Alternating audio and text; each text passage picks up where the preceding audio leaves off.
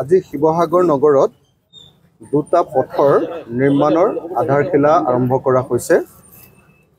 এটা হ'ল ONGC কলনীৰ সন্মুখৰ যিটো পথ, খুব যে পানী উঠি থাকে আমাৰ, যেটো নআলি বুলি কয়, ONGC কলনীৰ সন্মুখৰ পথটোৰ এটা আধাৰশিলা স্থাপন কৰা হৈছে। আৰু আজি এইমাত্ৰ আধাৰশিলা স্থাপন কৰা হ'ল আমাৰ মুক্তিনাথ চাৰিআলিৰ পৰা হেমচন্দ্ৰ বৰুৱা পাৰ্কলৈকে এই ৰাস্তাটোৰ আধাৰশিলা স্থাপন কৰা হ'ল। আমি শিৱসাগৰ নগৰৰ ভিতৰত কেইবাটাও কাম কৰিব খুজিছোঁ। ইয়াৰ পৰা লাগি থকা এই অঞ্চলটো শিৱদৌলৰ পৰা এই ৰাস্তাটোক আমি গৌৰৱ পথ ৰূপে নামকৰণ কৰি ইয়াৰ কাৰণে এটা খুব ধুনীয়া বহল আহল ৰাস্তাৰ প্লেন কৰি এটা গৌৰৱ পথ এটা দিছোঁ। তাৰ কাৰণেও কেইবা কোটি টকা ইতিমধ্যে চেংচন কৰা হৈছে। শিৱসাগৰ নগৰৰ আমাৰ যিটো শিৱসাগৰ পুখুৰীটোৰ কাৰণে আমি 10 কোটি টকা দিছোঁ সৌন্দৰ্য বৰ্ধনৰ কাৰণে।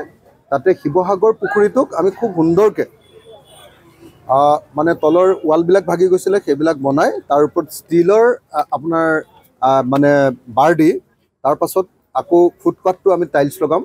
ফুটপাথটো টাইলছ লগোৱাৰ পাছত আকৌ আমাৰ লোহাৰ বাৰ থাকিব। তাৰপিছত আকৌ মেইন যিটো ৰাস্তা গোটেই মানুহবিলাকে যে খোজকাঢ়ে যিটো আমাৰ শিৱসাগৰ পুখুৰীৰ চাৰিওফালে, সেই ৰাস্তাটো আমি বহলকৈ বনাই ভালকৈ একদম ভাল ষ্টেণ্ডাৰ্ডত আমি বনাই এইবাৰ তাৰ কাৰণে 10 কোটি টকা চেংচন কৰিলোঁ। কাইলৈ পৰহিলৈ সেইটো আধাৰশিলা স্থাপন হ'ব। তাৰ কাষতে থকা আমাৰ চাৰ্কিট হাউচটো নিৰ্মাণ কৰিবৰ কাৰণে ইতিমধ্যে আমাৰ চেংচন হৈ গ'ল। আৰু চাৰ্কিট হাউচটোৰ কাৰণে 11 কোটি 64 লাখ টকা আমন্ত্ৰণ দিয়া হৈছে। আমাৰ শিৱসাগৰৰ নিচিনা ঐতিহাসিক ঠাইখনত আৱৰ্ত ভৱন নাই, সেইটো বৰ মানে একেবাৰে ভগা চিগা আৱৰ্ত ভৱন, সেইটো লাজৰ কথা আছিলে, সেইটো আমি ঠিক কৰি ল'লোঁ। যমুনাখনৰ কাৰণে আমাৰ 10 কোটি টকাৰ আবণ্টন দিয়া হৈছে। অতি সোনকালে যমুনাখনৰ কামো আমি আৰম্ভ কৰিব পাৰিম। তাৰ কাষতে থকা যমুনাৰ কাষতে থকা আপোনালোকে সকলোৱে জানে টাইম মিউজিয়াম যিটো আছে, টাইম মিউজিয়ামটোৰ কাৰণেও আমি আপোনালোকে জানে যে টাইম মিউজিয়ামটো আমি নতুনকৈ বনাই আছোঁ। তাৰ কাৰণে যথেষ্ট পৰিমাণৰ টকা আমি ইতিমধ্যে চেংচন কৰি দিছোঁ। টাইম মিউজিয়ামটোৰ কাম চলি আছে। 11 কোটি টকাৰ প্ৰকল্প তাত চলি আছে টাইম মিউজিয়ামটো।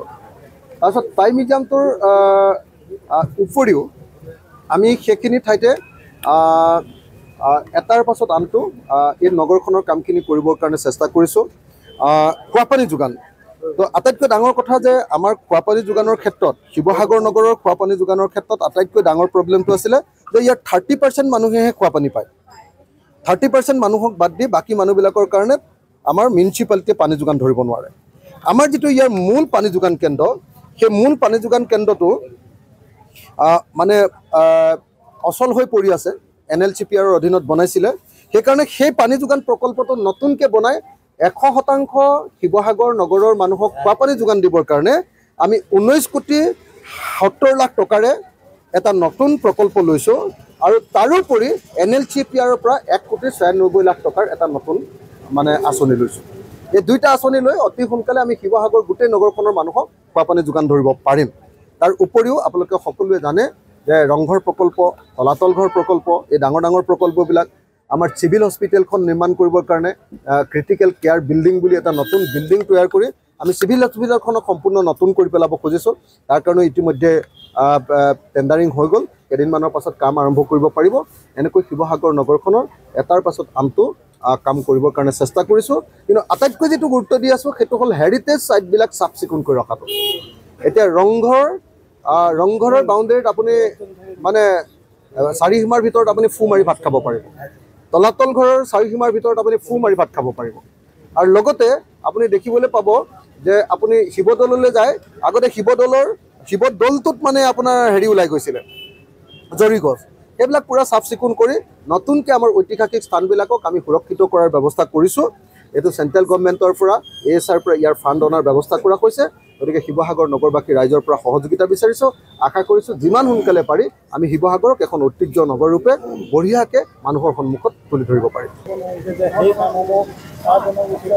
মানে চাহ শ্ৰমিকসকলক তেওঁলোকক লাগে বিজেপি দলক, কিন্তু চাহ শ্ৰমিকসকলৰ উন্নয়ন তেওঁলোকক নালাগে, চাহ বাগানৰ মালিকৰ উন্নয়ন লাগে। এইটোকে ইমান দিন ধৰি কৰি থকা দেখা গৈছে। এই বিজেপি চৰকাৰখনৰ বহুত মন্ত্ৰী বিধায়কৰ মানে নিজৰ চাহ বাগান আছে আৰু তেওঁলোক নিজে চাহ বাগানৰ মালিক কাৰণে তেওঁলোকে চাহ বাগানৰ কাৰণে পইচা দিয়ে, কিন্তু মালিকৰ কাৰণে পইচা দিয়ে। শ্ৰমিকৰ কাৰণে নহয়, শ্ৰমিকৰ দৰমহা নবঢ়ায় 351 টকা কৰিম বুলি কৈ নবঢ়ালে।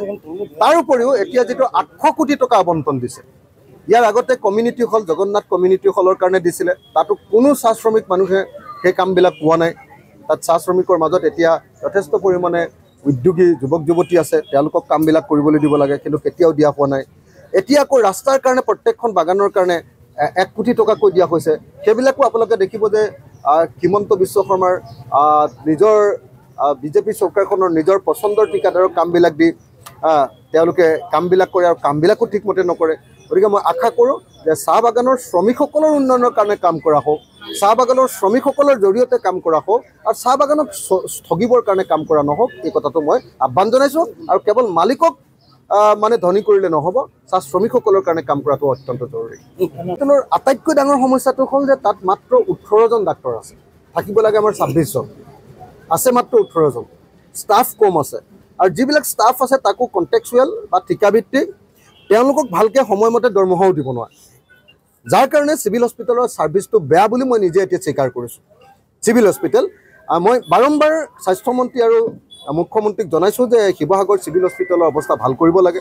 তাৰ বিল্ডিংবিলাক উৱলি গৈছে, বিল্ডিঙৰ কাৰণে অৱশ্যে ইতিমধ্যে আমি ক্ৰিটিকেল কেয়াৰ বিল্ডিং এটাত আনিলোঁ, কিন্তু তাত ইলেক্ট্ৰিফিকেশ্যনো অতি পুৰণি, তাতে জেনেৰেটৰো বেয়া হৈ থাকে, তাতে লাইটিংখিনিও খুব বেয়া, তাতে কেতিয়াবা অপাৰেশ্যন কৰিবৰ সময়তো কাৰেণ্ট গ'লে মানে তাৰ কোনো বেকআপ নাই। এই গোটেই প্ৰব্লেমবিলাকৰ কাৰণে চিভিল হস্পিটেলখন এতিয়ালৈকে যিধৰণে আশা কৰিছোঁ সেইমতে কৰিব পৰা নাই। কিন্তু স্বাস্থ্যমন্ত্ৰীৰ লগত অহৰ্নিশে এই সম্পৰ্কে কথা পাতি আছোঁ, চেষ্টা কৰি আছোঁ, আৰু আশা কৰোঁ যে অতি সোনকালে চিভিল হস্পিটেলখনকো আমি ভাল কৰিব পাৰিম।